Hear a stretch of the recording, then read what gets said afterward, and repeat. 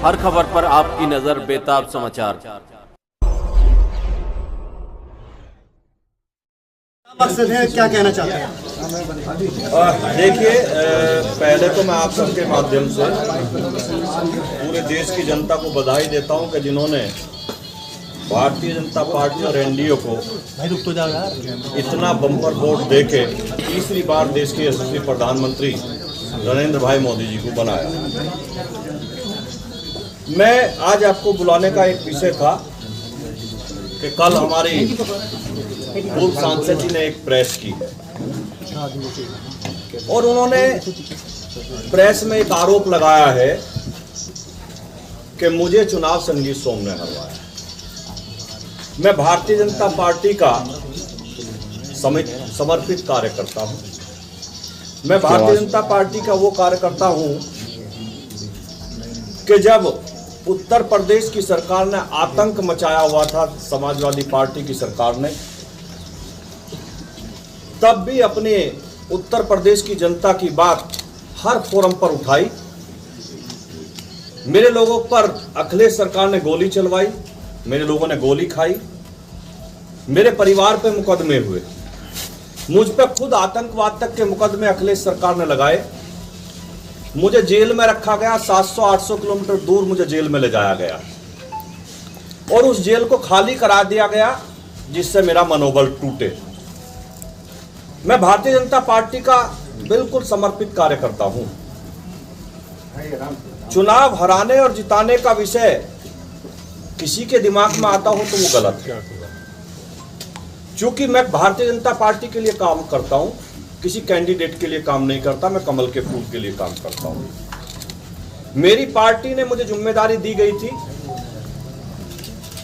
कि सरधना विधानसभा पार्टी की जीतनी चाहिए। इतनी विपरीत परिस्थितियों के बाद जब सरधना में कोई विकास ना हुआ हो, सरधना की जनता पे मुकदमे कराए गए, सरधना के लोगों को जेल भेजा गया हो, लेकिन उस विपरीत परिस्थिति के बाद भी भारतीय जनता पार्टी सरधना पे बराबर रही, हार चली गई।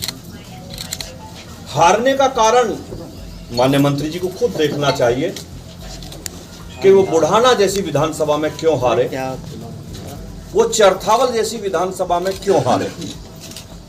हमारी वो विधानसभा है वे जिसमें वो कहते हैं कि मैंने विकास के नए आयाम रचे हैं। मुजफ्फरनगर विधानसभा हमारी ऐसी विधानसभा है भारतीय जनता पार्टी की, जिस विधानसभा को विपरीत परिस्थितियों में भी भारतीय जनता पार्टी 30 से 40 हजार वोटों के मार्जिन से जीतती है। लेकिन इस बार उस विधानसभा को भी हम 800 वोटों से जीते। खतौली विधानसभा हमारी ऐसी विधानसभा है जिसे 30 से 40 हजार मार्जिन से पार्टी जीतती है।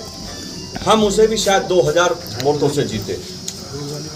हम मुजफ्फरनगर की जो माननीय बालियान जी की हमारे भाई हैं, जो उनकी घर की विधानसभा है चरथावल और बुढ़ाना, ये उन्हीं दो विधानसभाओं पे हारे।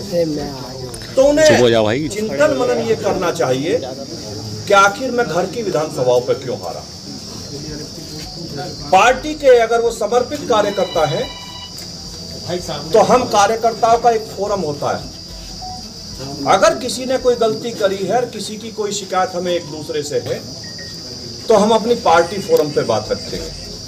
पार्टी का हमारा प्रदेश नेतृत्व है, हमारा राष्ट्रीय नेतृत्व है, हम अपनी बात वहां रखेंगे, ना कि मीडिया के सामने रखेंगे।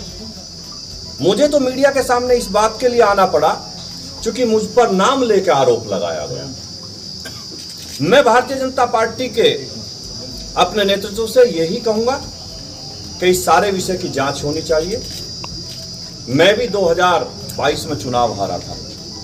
कारण क्या है मैं कुछ नहीं कहूंगा, लेकिन मैंने पार्टी को अपनी बात बताई और पार्टी ने उसकी जांच की होगी या कर रही होगी।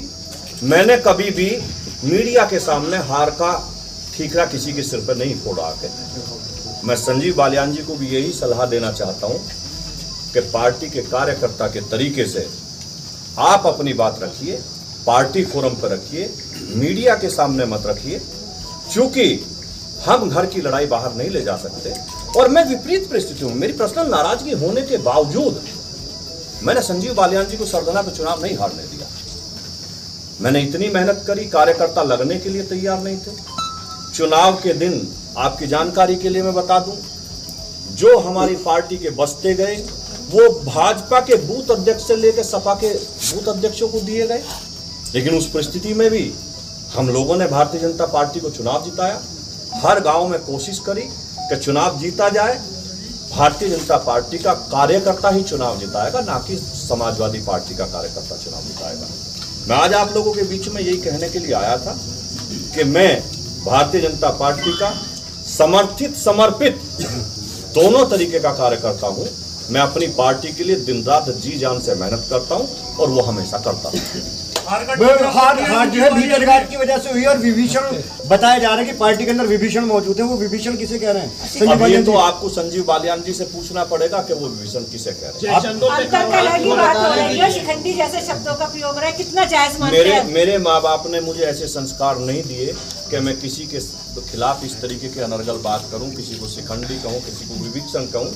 मैं केवल इतना कहना चाहता हूं कि मेरे माँ बाप ने मुझे ऐसे संस्कार दिए हैं कि मैं किसी के बारे में खराब शब्द ना बोलूं।